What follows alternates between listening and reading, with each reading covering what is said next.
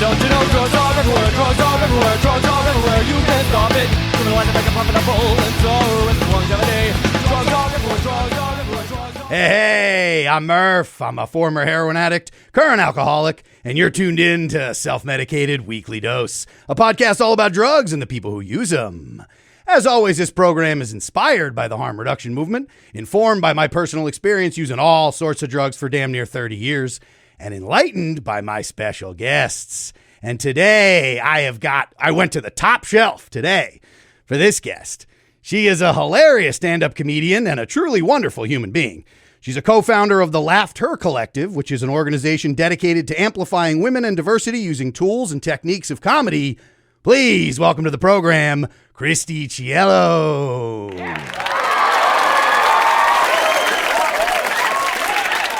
What a crowd! Oh my, the live studio audience is excited to see you today, my dear. A standing ovation. I haven't even said anything. Incredible. They know what they're getting today with Cece. Hi, buddy. That was such a lovely intro. Hi, it's so good to see you. So good to see you. Thank you so much for joining us here. Oh my God, are you kidding? This is the highlight of my week. I've been looking forward to it. Me too. So tell us about the Laughed Her Collective. Tell us about this cool ass fucking project that you're a part of. Yeah. So I have been teaching stand-up comedy now for 5 years, which is bonkers. I had no real interest in teaching 5 years ago, and I kind of accidentally got into it through a friend and really loved it. And over the years, I started offering more classes for women and underrepresented comedians. And my friend Hope and I just started this organization, and we offer workshops and accountability programs, live events, panels, and most importantly, like skill development. We lead with education, and we're going to offer classes in the new year. So it's really a great group. It's nice. It's one of those things that it feels so right. But I, 5 years ago, 7 years ago, would have never thought I'd be doing this. But I'm so happy to be doing this. Jokes at the expense of the patriarchy. Gotta love that. Because to me, the funniest is when you're taking pot shots at the status quo. Yes, I completely agree. And there's really such a need and like a want for this, and comedy is such a boys club, no offense. No, but sure, of course. So it's nice to, it's a really lovely community. And that adds a little something other than just, because the laughs are fun and they're self-serving and we're all just like love me people. We know how that goes. Yeah. But like outside of that, once we get the ego stroke, it's nice to just have a little something else there to give back. Yes. All right. Well, Christi, thank you again so much for doing this. We're going to jump in with our first segment here. We call this one the Substance Report. This is the question. Do junkies' lives matter? We all know the mainstream media's narrative on substance use is complete trash. So, Christi, we're going to take a look at the top drug-related stories in the news and give them some proper coverage. You and me, give them the straight dope. All right. Awesome. So the story that I pulled this week, this comes to us from the esteemed publication, the Global Cannabis Times. The title, the headline here on this article is Anbuelo Pharmaceuticals tracks antidote. I always say anecdote when I mean to say It's a hard word. It is, isn't it? Antidote. It's hard. It doesn't look right. No, especially, you got somebody struggling with a snake bite. They're about to die. I'm trying to tell a funny little story. They're like, no, man, give me the fucking antidote. All right. We'll try that one again. Anbuelo Pharmaceuticals tracks antidote for cannabinoid intoxication. So a biopharmaceutical company's latest trial suggests its drug can reverse the symptoms of cannabinoid overdose within an hour. Now, this seems wild because I've been too high before. I don't know about you. Have you ever been too high? Murph, you're actually going to love this because I'm very new to marijuana. Very new. To the point where I started to get into it during the pandy. Literally during the pandemic. The pandy brought you to the weed train. Yes. So I like edibles, but I had an edible not too long ago. And I'm also really anxious, so they relax me. But I had one night. I forgot I had it. And I did freak out because I thought that I was having a heat stroke. Like I got really hot and I was like, oh no, I think I'm going to. And my fiance and I just put on the new like Doctor Strange movie. So I felt like I was in the metaverse. Oh, yes. It was just really. A fissure is torn in the metaverse. Yes. I was like, this is something's happening. That was my one and only. I don't know what if it was too much. I don't really know what it was, but it freaked me out. I had a little bit of a freak out. Yeah, the edibles are interesting because they're wonderful. I love. It's one of my favorite ways to, because I don't have the lung capacity for, the gravity bongs and the whatnots, when I was a young kid. But I feel like now it's like the edibles seem so nice, but they're tricky because depending on empty stomach or if you eat too many. I recently, not recently, this is now, recent, feels like recent because I'll never forget it, but it was probably about a year and a half ago, 2 years. Diana flew to she's from Portland, Oregon. So she's when we were still living on the East Coast, and she flew out here and she brought home a bunch of great edibles, as we would always do. We would always smuggle back because they sell them here. Yes. So she brought them back and she brought them back in like this Starburst gummies package or something like that. So anyway, she gets home like after midnight, throws her luggage and stuff on the thing, throws the Starburst pack. I'm over here thinking, hey, there's some Starburst to eat.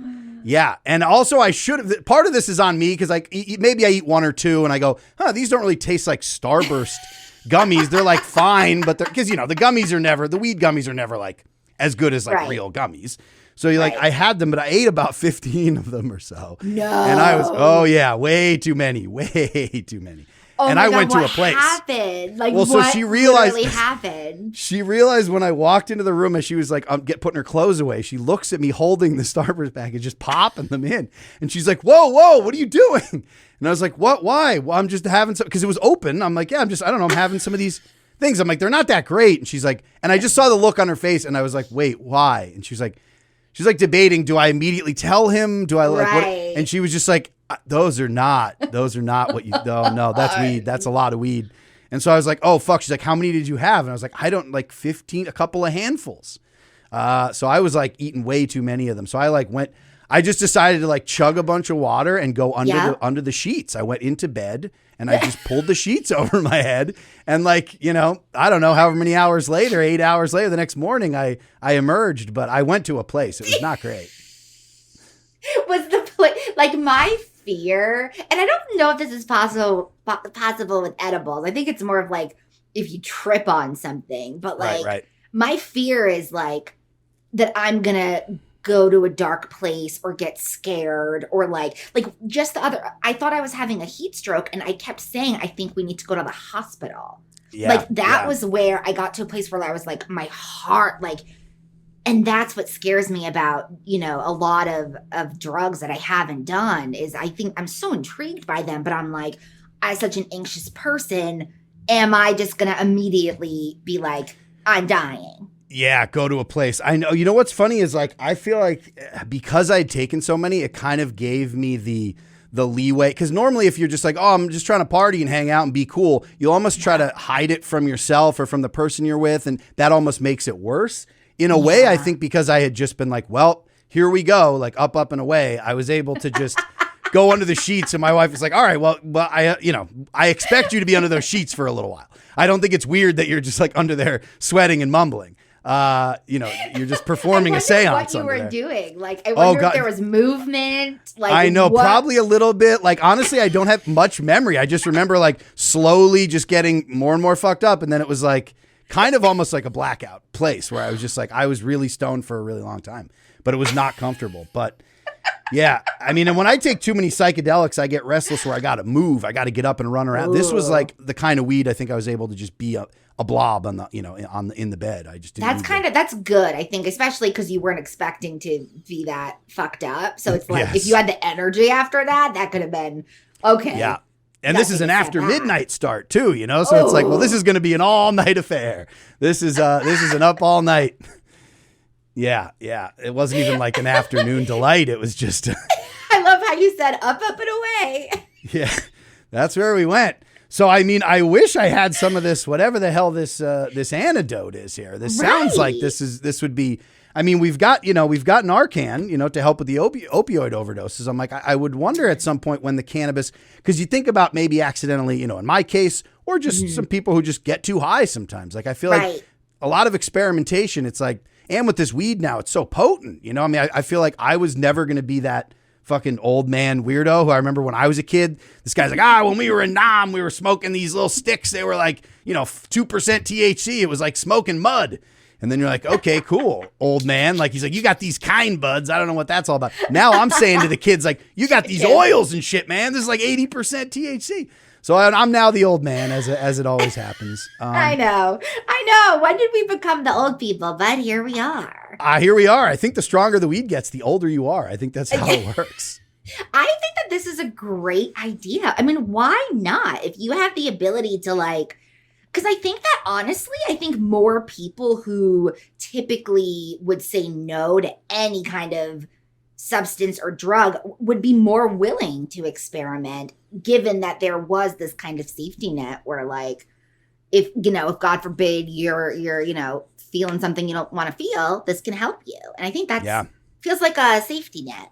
Feels like a great safety net. I think there's a demand for it. I feel like now that we've got dispensaries all over the place, it's an easy, we can sell, it'd be easy to just throw on the shelf next to the, at the register when you're checking out, be like, hey man, if you're going to have yourself a time, like if you're going to go up and away, this will bring you back and down. That's just a pitch for the tagline on the piece is bring you back and down. I'll back and down. It's like the worst tagline I've ever heard. It's like way too many words. That sounds like an in-sync dance or something. Like, when they do like ain't no lot. Back and down. We're going back and down.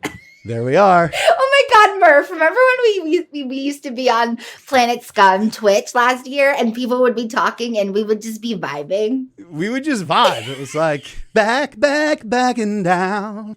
That was really good. You legit had vibrato in your voice. That was good. I threw it in there. I can do it for one line. I'm a one and done. Back and down. Please name this episode Back and Down. That is that, Christy. We've got ourselves a title. Going back and down. That actually sounds so good. It also could be almost a little sexual innuendo. But going back and down, that's like ass stuff. That's ass. Yes, that is like ass down and up and that's back. all up in the ass. I mean, you are covered. You are covered with that ass.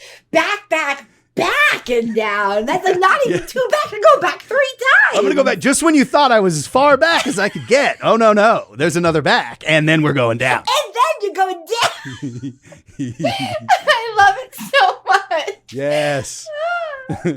Oh, goddamn. Well, we got ourselves a number one hit. The hell with the antidote for weed, man. If you get too high, I'm sorry. You're too high. That's it. But we've got ourselves a number one hit on our hands. So this was a very successful segment. Well, listen, we both enjoy the 80s, early 90s. It's a fun time period.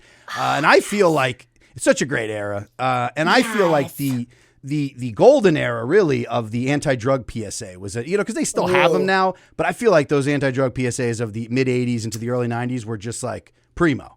Are we the same age? I feel like we're the same age. Or maybe I'm a little older than you. I was born in 1982. When were you born? Oh, 85. 85. So we're in the same ballpark. We're in the same. But okay, yeah. So we grew up we were raised in the 90s. In the mix of the 90s. Yes, the 90s are yes, for sure. And these. Okay, cool. So you'll appreciate. So this little segment here is something called PSA. Now, when I was growing up, I always thought PSA meant propaganda, stigma, and ALF. Losers are users, so don't use drugs. Don't use drugs. Ah! Ah! Come to find out, Christy, it's actually public service announcement. Who knew? I never knew that. No, they we just say, all thought it was propaganda. Thank you. ALF. And ALF, of course we did. I mean, what else were we? That's what it was filled with.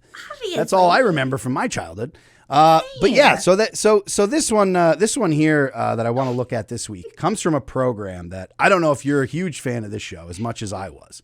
I loved it growing up, but then, getting high in my later years, with friends, we're in flop houses and whatnot in my late teens, early 20s. We watched it on rerun because it would always play late at night. This is a program, Saved by the Bell, is a show that had Okay, some great talk about drug it. I mean, I moments. love Yeah. Saved by the Bell. Well, so perfect. So this PSA here, this is from an episode. There was an episode where some kid was selling some weed or whatever. So we'll start off with this PSA. Yeah, this is great. This brings in the president of NBC. Speaking of fucking men behind the curtain who don't know Oh my their God, I fucking feel like dick I from their remember elbow. this, and they're all sitting in the classroom. Yes, and it's like a meta moment where he like comes from behind the camera and they talk, and then, but that's about them cutting them. We'll take a look. Take a look at this here. Hi, I'm Brandon Tartikoff, chairman of NBC Entertainment, and I've got a hit idea for the new fall season. Don't do drugs. There's no hope with dope. Yes. Cut. That was great. Brandon, thanks for letting us do the commercial. Hey, least I could do for the man who changed my life. Get out of here. It's true. How could Mr. Belding have possibly changed your life?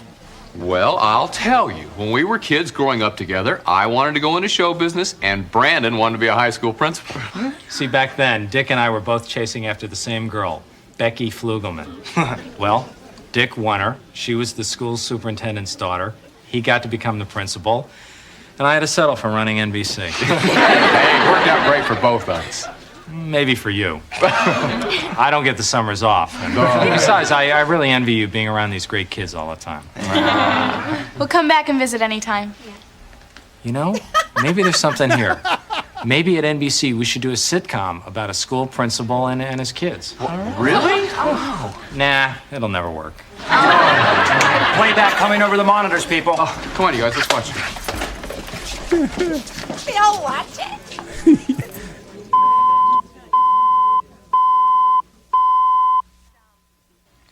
Dumb. Stupid. Crazy. Dangerous. Stinks. In one word, would I use dope? Nope. These kids are right. Drugs will hurt your mind, your body, and your life. Hi, I'm Brandon Tartikoff, chairman of NBC Entertainment. And I've got a hit idea for the new fall season. Don't do drugs. There's no hope with dope. With dope. Well.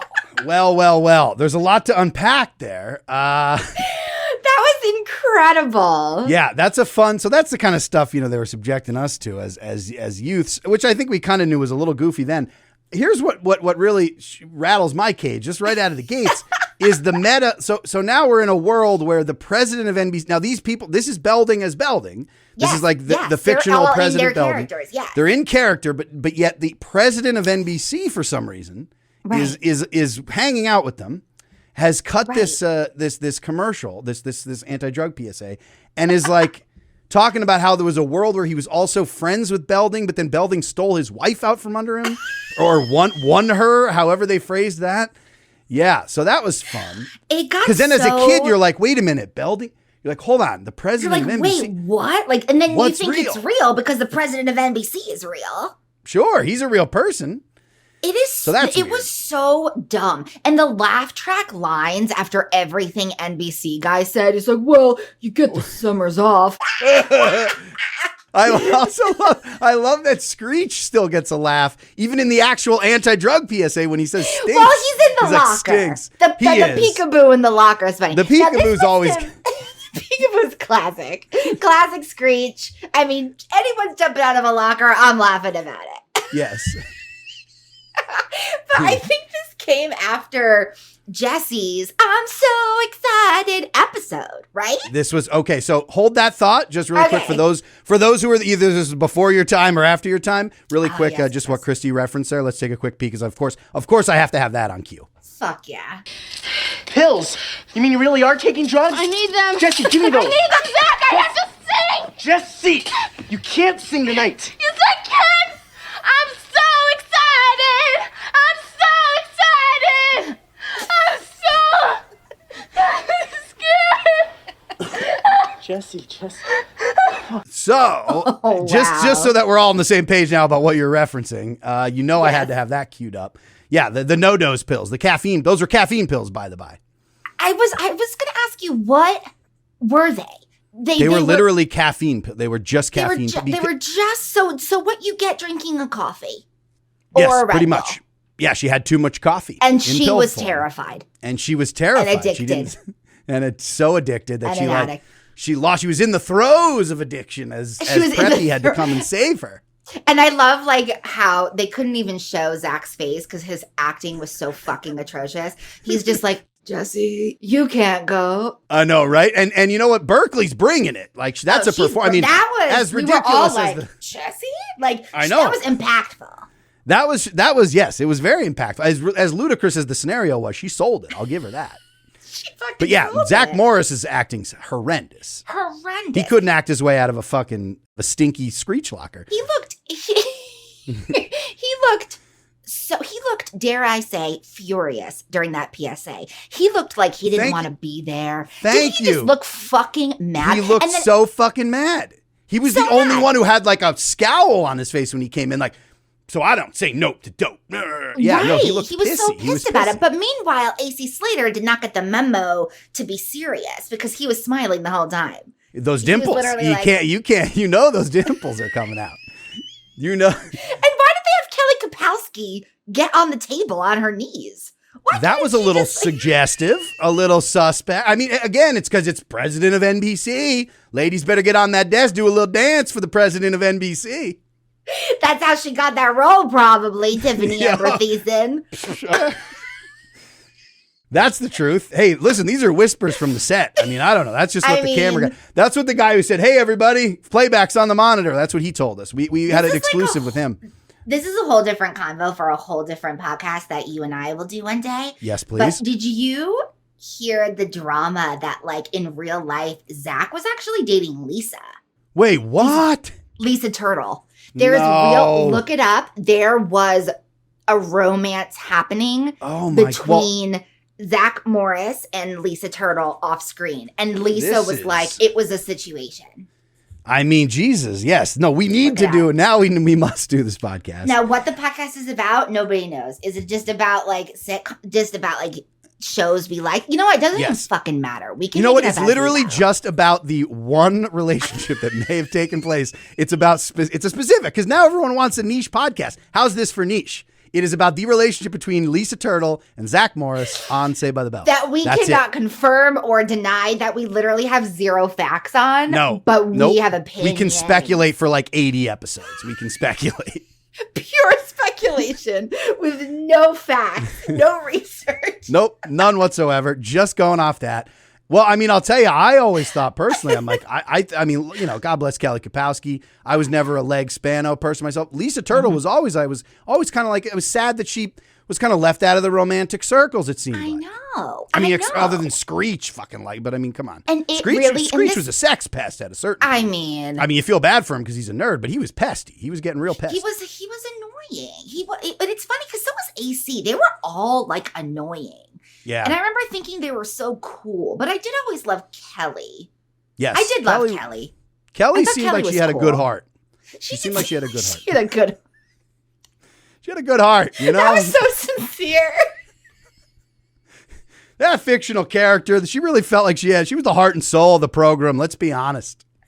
I mean, she was a cheerleader and she was beautiful, but she cared. There was something did. underneath all of that. And she didn't have to. You know what I mean? This was the 80s. She was a cheerleader. She didn't need to give a goddamn. She didn't need. Oh my God! Remember when they formed a band and they were like, "Put your mind to it, go for it, get down and break a sweat, rock and roll. Rollin'. You ain't seen nothing yet." And get back and back down. Back and back down. Go I remember back that. and back and back and down. Oh, man. The Bayside. We are taking it to Bayside and back, baby. It sounds like it was sung by the Bayside Tigers. That's how It was. good. Oh my God, that is the name of our group, is the Bayside Tigers. The Bayside Tigers. Beautiful. With back and down as our first hit. Yes. And we will, if nothing else, we will bring back Turtle and Morris together as the power couple we all wanted. We all deserve, frankly. I know. It was a good. Did you watch The College Years? I did, and I just couldn't get there. I couldn't. I didn't go to college myself, so I kind of feel like neither did I. I couldn't relate. We drifted. I couldn't relate at all. I was like, what is this business now? I can relate to a high school, smoking a joint outside or an asshole principal nobody likes, but I can't get into this college years. What are these, dormitories? What are they doing? Learning? What is this, academics? Get me out of here. Wasn't Mike Golick? Do you know Mike Golick's? Wasn't Golick's brother? Wasn't there? Mike Golick was an NFL player for the Philadelphia Eagles. He was a defensive lineman. Okay. Wasn't his brother like in the show? Wasn't there a guy that was like a beefcake? Yes, there was. I don't know if that was him, but there was a beefcake. All right, it might be Mike Golick's brother.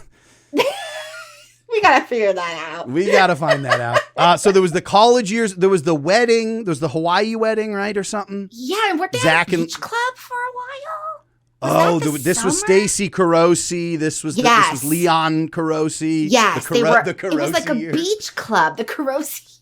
Yes, they were at a beach club, and then it was college. What were they doing at the beach club? When did they go to the beach club? Did I make that up? They were at a beach club, right? No, Chris, this is real. Unless we share a hallucination. Unless we both took too many edibles and we imagined this beach world. No, I feel like after their senior year, they went to like spend time at a beach club. I don't know. You know how everyone in your senior class goes to the same beach club. And they worked there, though. They all had jobs. I think Kelly was like a lifeguard. Sure. Lisa was probably doing something with fashion. Oh, she was probably designing all the clothes, of course. Spano was back on the pills. I remember like lots of volleyball content. So much volleyball content. That's pretty much. And I remember the sweaty comb over fat Carosi man. I remember this man. Yes. He ran the place. Yes, but this is actually blowing my mind because I haven't thought about. I don't understand where. Yeah, I guess it must have happened because it wasn't after college they all went to a beach club. I mean, no, that's that. I don't had think to have been before college. It had to be like stick with beach club. They should have stayed at the beach. They should have grown old with a little grace, a little dignity instead of going off to some bullshit college with Golick's brother. Just stay at the beach club with Carosi, man. Beach club, just like you know what I mean. Well, wasn't the woman wasn't Stacy Carosi because her and Zach had a thing. Wasn't she? Yeah, wasn't her, isn't that Leah Remini? Oh my God! Famed Scientologist Leah Remini. Oh my! Wasn't it? I think it was. I might just be inventing. I think it was. And doesn't she like didn't she like own, like her parents owned the beach club? Wasn't it like there was like a connection? Oh, she was like in it. Like she could control, she could puppeteer at the beach club. Like who she wanted to do what. Yeah. Oh my God. That was fucking King of Queens, Scientologist, Leah. It was. Remini. And she was a hot babe. I mean, she's still a beautiful woman, but she was young, babe. I mean, she was killing it on that beach. She was giving Kelly a run for her money. Was Kelly at the beach too? I think she was. I think that was the whole thing. I think Zach was like before the marriage in Hawaii, which I don't know when that was. That was like last week or something. But before that happened, I think there was like a split. I forgot about the wedding in Hawaii. Like that was the big, I don't know. I don't think the Carosis were invited to that wedding, but I don't know what world, like if that was canon or if they like pretended that never happened. I mean, I don't know. Look, we're basically doing our podcast now. We have we're just guessing and trying desperately to put the pieces together. I actually love the idea of a very niche podcast with zero research where we're just like, isn't this a thing? Was right? that? Is that? And then we're just completely wrong about everything. And then like fans of the podcast are just like fact checking, being like, Murph, it wasn't this football player. It was a hockey. And we're like, that was it. I guarantee you, because Saved by the Bell is a thing that some people are very into. They're going to be listening to this and they're going to be shitting all over us for this. I mean, because I don't think we got all the details. It's right. No. There's no way that was Leah Remini. There's just no way. There's no. You know what? They didn't go to college. Oh Lord. Oh my God, that gave me a good chuckle. Well, the PSAs are, I think we've covered the PSAs. We've set up our spinoff podcast, and we have a number one hit that's ready to hit to top the charts. So I think we're doing pretty great. Me too. We're going to slide over into another segment here, Christy. This one is about my old friend Scranton Joe. Oh boy. Scranton, Pennsylvania. So we're just biding time. Now we're biding time till we get to the meat of the episode. We're just biding some time. So what we do here is there's plenty to piss and moan about drug policy and whatever with that. But what I like to do with this segment in particular is, Scranton Joe Biden, our current president, he was, for many years, he's slowly starting to think about possibly moving, in a somewhat progressive direction in terms of drug policy, or at least pretending to for the midterms, whatever it is he's doing here. We'd like to remember him from when he was in his heyday, because for about 40 years in Congress, he was like one of the top frontline drug warriors. He's head of the Senate Judiciary Committee, where he crafted a lot of this horrible legislation that we're dealing with today. But politics aside, there's some funny stuff about what he said. Some of the shit this guy said was so funny that I like to just bring it up for that. So we can put the politics aside and just laugh at the ramblings of an old man. Well, he was a younger man then, but he's older now. He's 200 years old. So he was old then. He's old now. He's a dinosaur. Yes.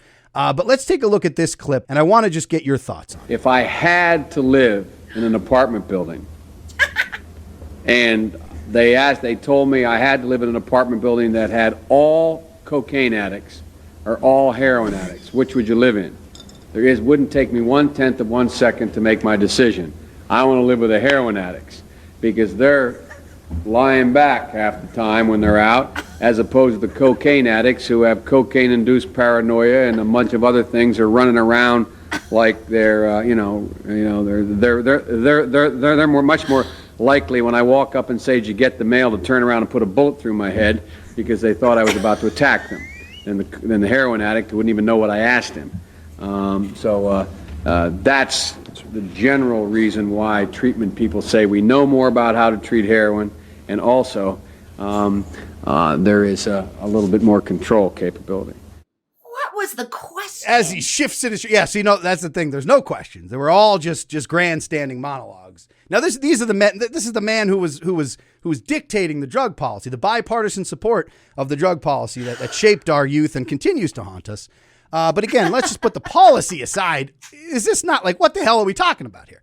Would you rather live Christi, if you were forced to live in an apartment? This is a scenario that was created. That's already, I'm not happy. Wait, here's the question, actually. You asked what was the question. Here's the only way that question, where that answer would make sense is, okay, so if you were forced to live in an apartment with cocaine addicts or heroin addicts, what would you choose? Christi Chiello. You know what? I'm going to go with the heroin addicts because they're just like, his act outs were too much. They were problematic. His act outs were problematic.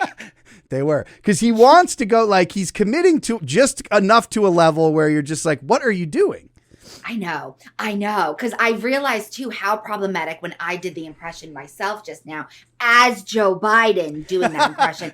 And I said, this feels wrong and problematic.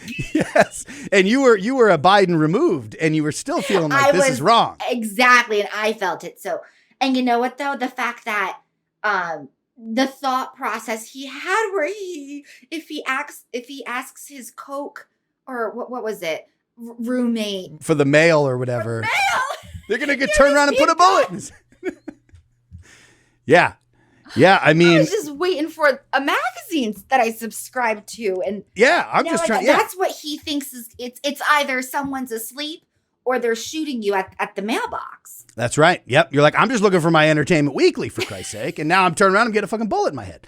No, this is the world, and this is how you justify these archaic policies, where the idea being, especially when you talk about like crack, where the idea being, the reason that the crack legislation, the reason that the sentencing disparity, the reason why this is so, is because these are violent people who are like doing these drugs that are going to fucking shoot you in the head. So like, we got to put these people away for a long time.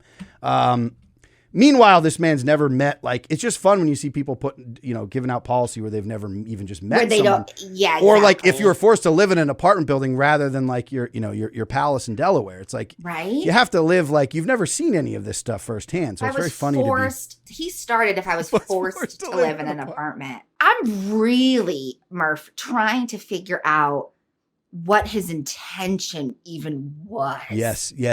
On this, right? Like what? So let's say he said everything wrong. it's everything he said. I don't even see how the intention could have been good to begin with. No.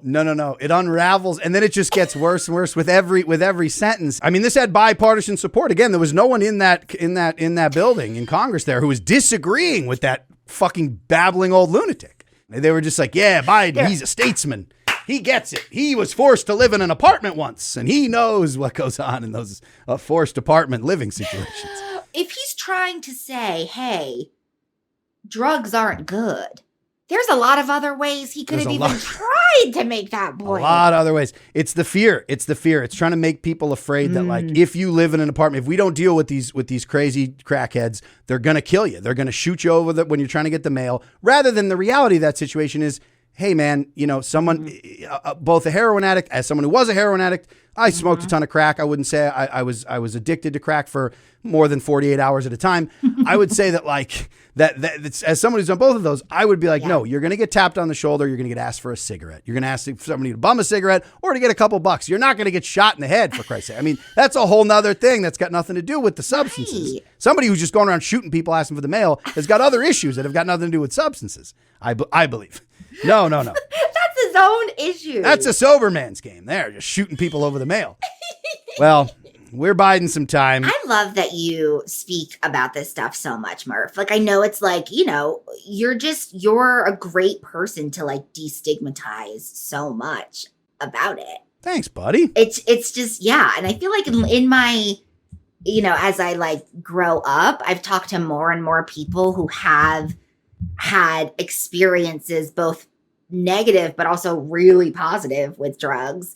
And I think it's just I think I've really kind of changed my thinking because I've been medicated in terms of anxiety for years. And then it's like, well, why is my Zoloft okay, but the thought of doing a psychedelic is condemned by so many people? Yeah. And the fact that you laugh about it, I think, is like the most effective way to destigmatize it. Because also it's just being like, it's not that big of a fucking deal. No, please, Grandpa, get over it. Like, come on. We're not like, Yes. It's really fascinating. I love talking to you about it. I love having you here. Well, I'll tell you what our listeners are going to be excited to get to know a little bit more about Christi Chiello as we step inside the user's studio.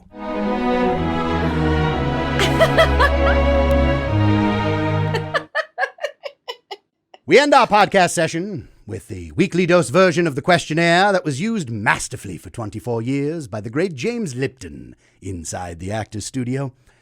And the first question is, Christi Chiello. Yes. What is your favorite drug? Oh my gosh. My favorite drug, probably like a yummy edible, a weed yummy edible. Yes, And my friend in LA, Julia, took me to this place, and there's I forget the name, but I like this like specific. It's like a blueberry flavor. I think that's my favorite. Yes, I'm salivating just thinking of it. And what is your least favorite drug? Oh God, my least favorite drug is Excedrin migraine. All day long, all day strong. No, thank you. I don't know if that's the tagline or not, but it upsets my tummy. I hate getting the migraines. It's no good drug. And it's one thing you're trying to help your head. Next thing you know, your stomach. Now you've got to pop a Tums. Where are we? We're in the aisles of CVS. We're scrambling. We don't need to be there. What age were you the first time you found yourself under the influence? Oh my gosh. Wow. You're okay. Buckle up. Click, click. The first, I found myself drunk for the very first time when I was 31. Oh. Ooh, ah. My goodness. I have a lot of like... Bless you though. Bless you. No judgment. Can you believe it? No, it's wonderful. You spared your... Listen, your liver's got many years. You can binge and binge until your 90s and you'll be fine. Wonderful you saved your liver all those years. Thank you. What celebrity's overdose death has had the most profound effect on you? Oh my God. I would say Brittany Murphy. Ah, yes, the tragic Brittany Murphy. What a talent. And I don't know exactly what happened there, but I don't believe anyone does. I loved Brittany Murphy. A big fan of hers. Yes. Still some mystery surrounding that. Maybe further than the depths of this podcast as research, but I do know there was a lot of shady business. Yes, with her husband. It was a really, a sad, scary situation. Yes. Well, if our fans know anything, please let us know via the socials what happened to Brittany Murphy. What is your favorite slang word for cannabis? Reefer. And I like saying I have reefer madness. Yeah. Love reefer. Yes, love the reefer madness. What drug would you like to deal for a living? Oh, something fun. Maybe like Molly. Just like fun. Yes. Like you're looking for a fun time. Dance party. Yeah. Everybody down, down, down and back with the Molly in the system. Down, down, down and back. Yes, that sounds like a hit track. What drug would you absolutely not like to deal under any circumstances? Oh my God. I don't know. Anything with needles. Nothing with needles. I think I would be too, honestly, just like nervous. I don't love the needle aspect. So I think and I would stay away from that. And finally, if heaven exists, what would you like to hear Brittany Murphy say when you arrive at the pearly gates? Oh God. I would like to hear her say, let's go hang out with Jesus and some angels. Like, I would just want her to want to hang out with me. Absolutely. What a hang that would be. Christi Chiello, Brittany Murphy, and Jesus Christ and all the angels. Lovely. Christi, here are your drug users.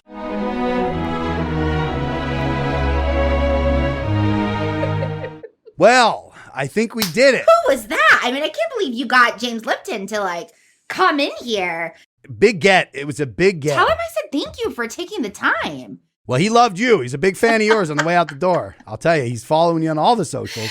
And how do other people? How do people make like Lipton and follow Christi Chiello? Listen, all you have to do to follow me is go back in town. I'm at Christi Chiello, ChristiChiello.com. That's Christi, it. a very funny comedian and truly a wonderful human being. Thanks, Murph. Thank you so much for being here. This was too much fun. It went by so fucking fast. No, I know. We had some fun and we had some hit tracks. So stay tuned for our latest release, because all this silly, funny business is fine. But what's really going to take us to the top is our music career. We have back. We have 5 words. We don't even have how do we get there? We don't need it, actually, though. Yes, every gold record starts with 5 words. You know who said that? Elvis Presley, Michael Jackson. The Kings, the 2 Kings. We 2 kings. Oh, God bless. All right. Well, Christi, thank you so much. Thank you, Murph. And thank you so much to everyone for tuning in for your weekly dose. Hey, America, there's needle users sleeping with your children, with your daughters, with your sons, and with your husband. Self-Medicated Weekly Dose is hosted and produced by me, Murph Meyer, with support from Pop Culture Collaborative. Our theme song is My Congressman by 15, courtesy of Jeff Ott and Hopeless Records. Original artwork and production design by Diana Kolsky. Thanks so much for tuning in. If you enjoyed the program, you can listen to new episodes of Weekly Dose every Wednesday. Just look for the Murph Meyer is Self-Medicated feed wherever you get your podcasts. While you're at it, subscribe to the Self-Medicated YouTube channel to see new video clips from the show each week. Follow me on Instagram at Murph Meyer. And for some top-shelf harm reduction resources, head over to selfmedicatedpod.com. Also, don't forget, you can call the Weekly Dose podcast anytime to leave me a voicemail message with your thoughts on drugs and the people who use them. Just pick up the phone and dial 443-MK-ULTRA. All right, that's about it for me. I'll see you next week. Love and solidarity. Goodbye. Weekly Dose. Hey, America, there's needle users sleeping with your children, with your daughters, with your sons, and with your husband.